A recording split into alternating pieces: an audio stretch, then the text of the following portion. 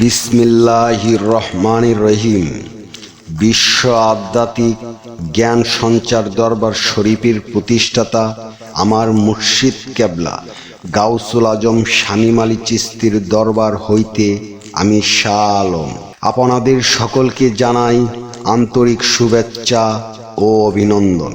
আমার মুর্শিদ কেবলা গাউসুল আজম শামীম আলী চিশতির একটি গ্রন্থ হইতে কিছু আলোচনা নিয়ে আবারও আপনাদের সামনে হাজির হইলাম।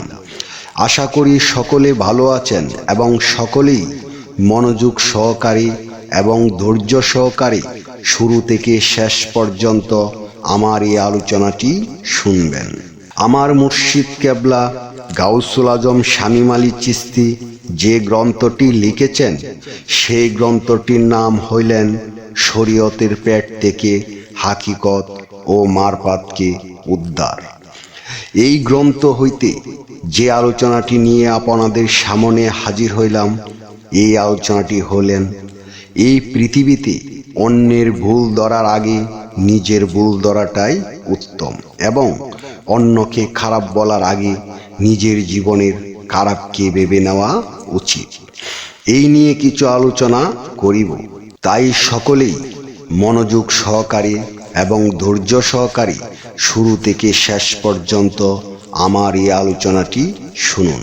শুরুতেই বিশ্বের সকল স্তরের লোকদের উদ্দেশ্য করে বলছি, আমার লক্ষ্য আমার মুর্শিদ কেবলা গাউসুল আজম শামীম আলী চিশতির লেখা গ্রন্থের বিষয়বস্তু আপনাদের সামনে উপস্থাপনা করা, যাতে আপনারা সকলেই হাকিকত জানতে পারেন, বুঝতে পারেন এবং হাকিকতের জ্ঞান নিতে পারেন।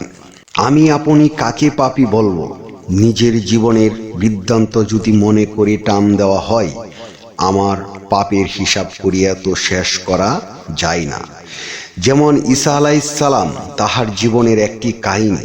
একজন মহিলা এসে বলেছে, হে আল্লাহর নবী, আমি তো অনেক বড় অপরাধ করে ফেলেছি, এখন আমার বিবেক তো আমাকে তাড়া করিতেছে, আমার বিবেক তো আমাকে ছাড়ছে না, কি করে আমি এই অপরাধের ক্ষমা পাইতে পারি? ঈসা নবী বললেন, কি অপরাধ করেছ মা? মহিলাটি বললেন, আমি একজন বেগানা পুরুষের সাথে যৌনাচারে লিপ্ত হইয়া গিয়েছিলাম, আমি কি করিলে এই অপরাধের ক্ষমা পাইতে পারি?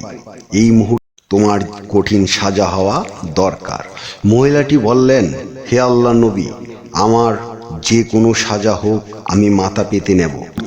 ঈসা নবী বললেন, তবুও আমি এই অপরাধের পাপ হইতে মুক্তি চাই। তখন সমস্ত নগরবাসীকে ডাকলেন এবং এই মহিলার সাজা দেওয়ার জন্য তাহার কোমর পর্যন্ত মাটি করলেন এবং সেই মাটির নিচে মহিলাকে ঘাড়িয়া মাটি চাপা দিলেন। সমস্ত নগরবাসীকে বললেন, হে নগরবাসীরা, এই মহিলাকে পাথর দিয়ে আঘাত করিতে হবে। সকলেই পাথর হাতে নিল ঢিল চোরার জন্য। তখনই ঈসা নবী বলতে লাগলেন, হে নগরবাসীরা, এই মহিলাকে সেই একমাত্র আঘাত করিতে পারবে যে জীবনে পাপ না করেছেন।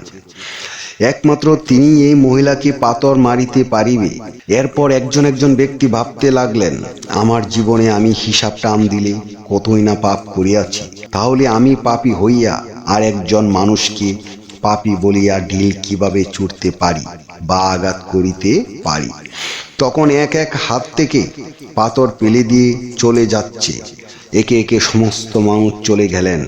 তখন ঈসা নবী মহিলাটাকে মাটি করে উদ্ধার করিয়া বললেন, হে মা, তোমাকে ক্ষমা করে দেওয়া হলো, আর কখনো এমন ভুল করিও না। এখন আমি শাহ আলম বলবো, এই জগতে আমি কাহাকে পাপী বলবো?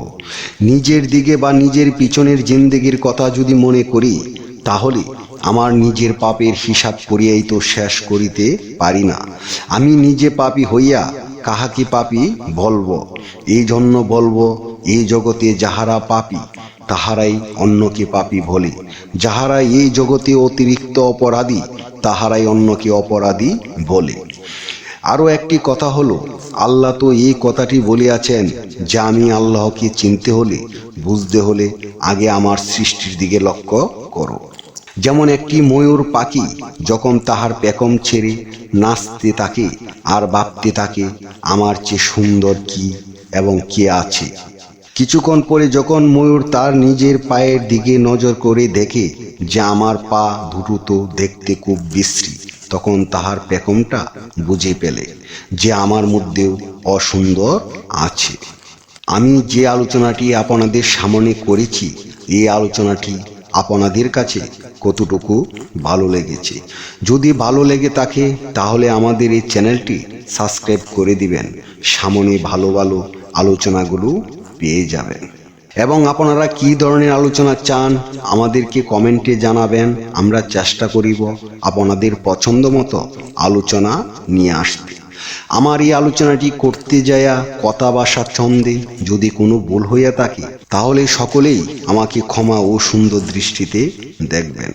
সকলেই আমার জন্য দোয়া করিবেন, আমি যেন আপনাদের জন্য ভালো ভালো আলোচনাগুলো নিয়ে আসতে পারি এবং শোনাইতে পারি। সর্বশেষে সকলের চরণে হাত রেখে একটি কথা বলতে চাই, আল্লাহ গোপনেরও গোপন।